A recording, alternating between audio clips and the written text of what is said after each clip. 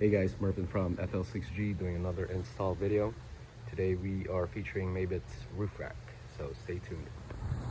Alright, so here are your package contents. You have your roof rack right here. They are marked left and right. Your front and rear crossbars. You have your base brackets up top right here. These are the front covers, and then these are the crossbar boots.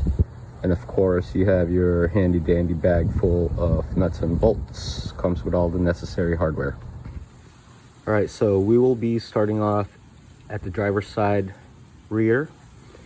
You will grab one of the base brackets here. It does have a little opening that you will need to pop off. Don't worry, it is anchored in there so you don't lose it. You will see a triangular piece of bolt there, and they supply you with this tool to loosen it and to tighten it up later on. Let's get started with the rear bracket.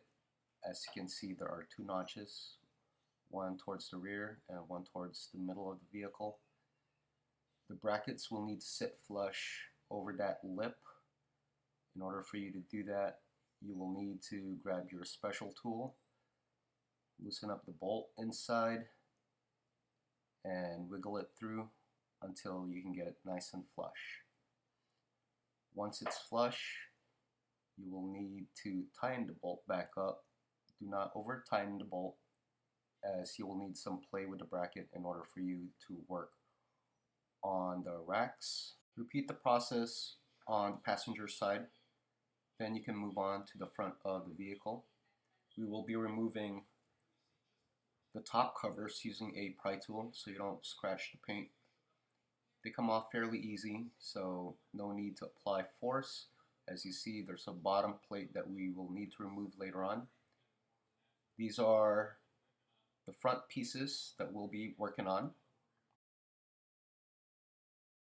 Set aside the top covers for now. We will be working with the front brackets.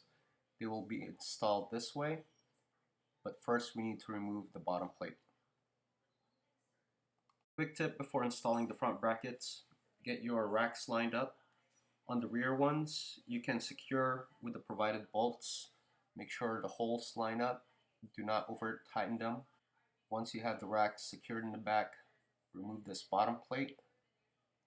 We can now attach the front base to the rack, lining up the front base to the holes, and we will use a supplied bolt that is threaded on the inside to replace the factory nut that was initially there.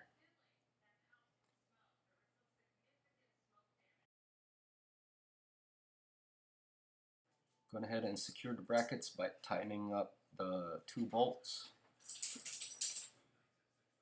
From there, you'll go ahead and install the top bolt to secure the rack. Now that you have the front secured, you can tighten the two bolts on the rear of the rack. The rear crossbar will go on top.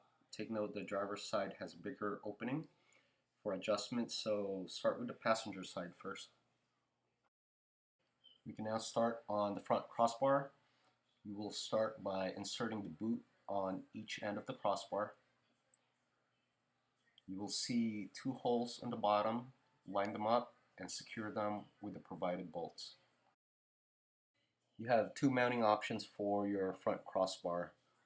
One towards the rear and one is closer to the front. You will need to remove the two plugs for whichever mounting location you decide.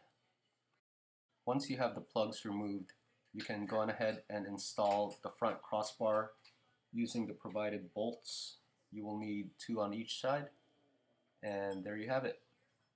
Mabett's roof rack for a 2021 Bronco, installed on a black diamond 4-door. Thanks guys for watching, and stay tuned for the next install.